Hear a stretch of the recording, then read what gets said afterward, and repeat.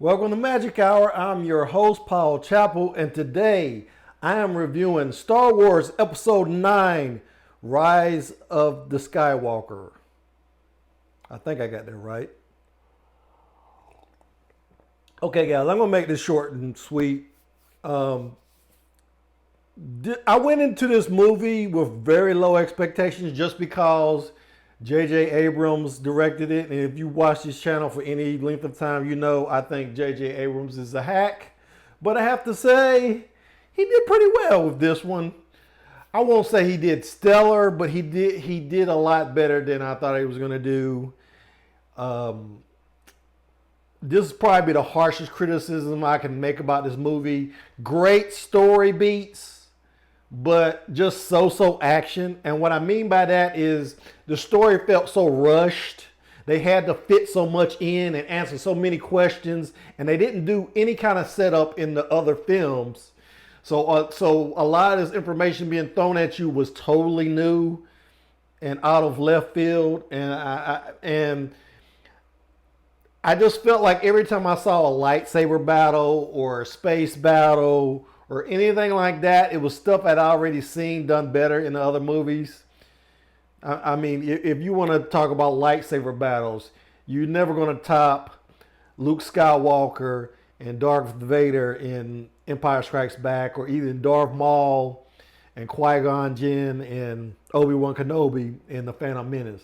Those are just the ultimate lightsaber battles. But there were some moments that I was kind of like, woo, that's kind of satisfying. And that's the one word I would probably use throughout this review if I have to refer to anything with positivity. I just say it was satisfying. But was I blown away? No, not really. I mean, I've seen so many Star Wars films though, so it's kind of hard to say.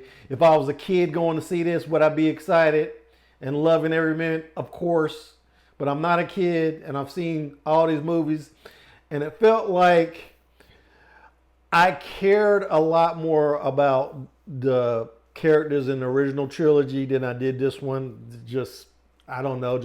I just thought that original trilogy just had better developed characters on the whole. But for the most part, all the characters in these last few movies got a satisfying conclusion, as satisfying as we're going to get.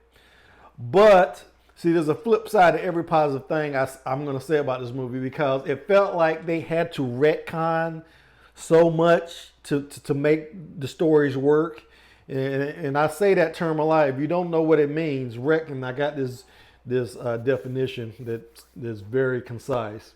A retcon is a piece of information that imposes a different interpretation on previously described events. And you probably know exactly what I'm talking about when I say that.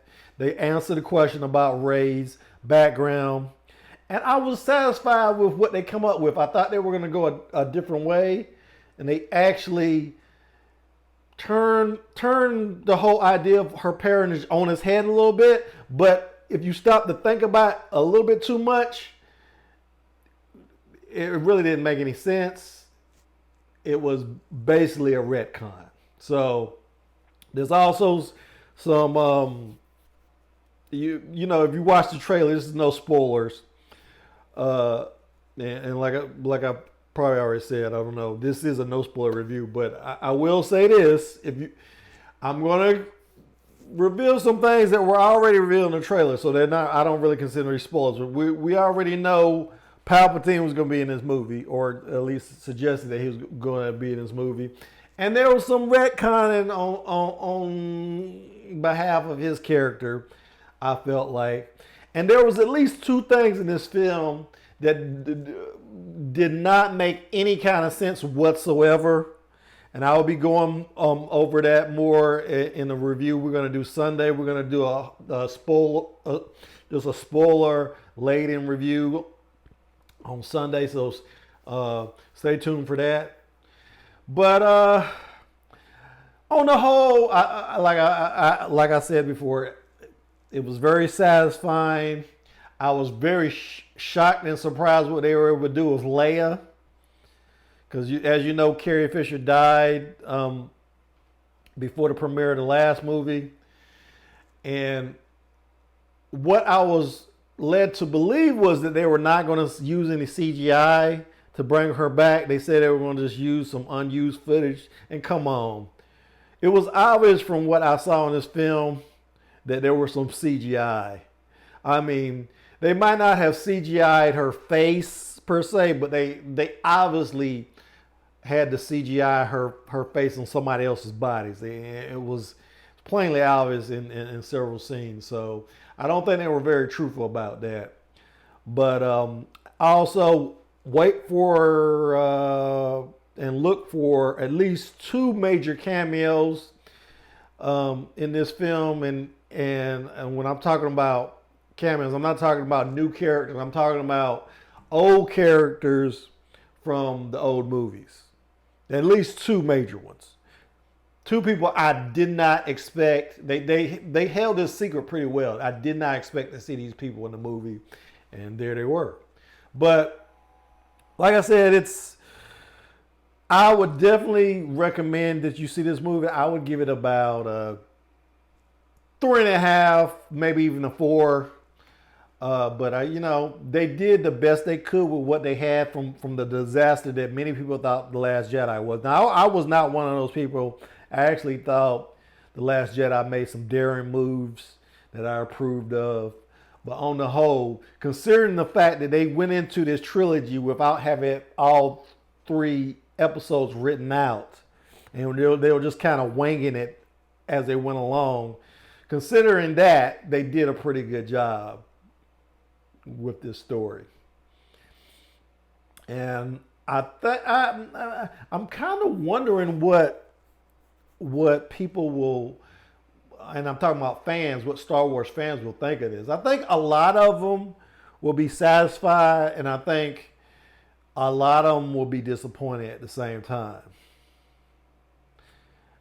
Because I can't, but on the whole, I can't think of anything they could have done that would have made the movie better, except for, like I said, maybe bring some new things. They did try to bring some new things to the action, but it just felt like more the same. It wasn't so new that you thought you were seeing something new.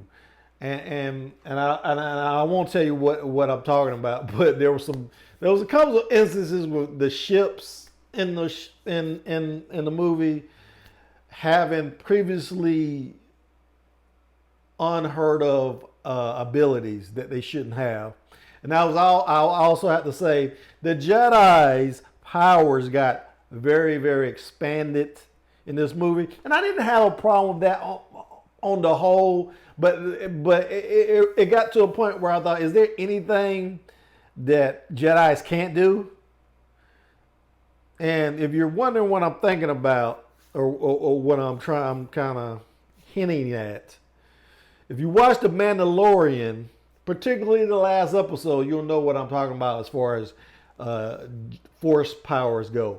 But there was even more of that, and it was, like I said, they didn't go too far, but I can see if they do another trilogy how they might actually push it to the point where Jedis are flying and just have all these different powers that you would probably see in a Marvel movie.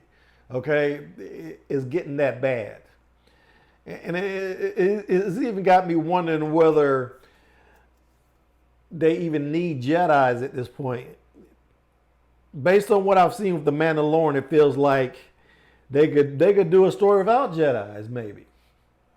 That would be an interesting thing, because I think the Jedi thing is getting played out like that at this point. It'd be very interesting if they, focus on some kind of race of warriors like the Mandalorians, because Jedi should not be the only group that uses the Force. Maybe there's another group of knights who don't call themselves Jedi, but have different set of skills and powers and weapons. I'm just throwing that out there to the ether, But I really doubt that'll happen, because Jedi's are just so popular, and the lightsaber in itself is one of those inventions that is just timeless, if that makes sense. But on the whole, like I said, go see it right now. It's in theaters. And that's all I got for you today. I'd like to thank my subscribers and encourage you. If you haven't subscribed, go ahead and hit that subscribe button. Ring the bell if you're already a subscriber, so you know when one of my videos drops. And until next time, I will see you when I see you. Thanks for watching.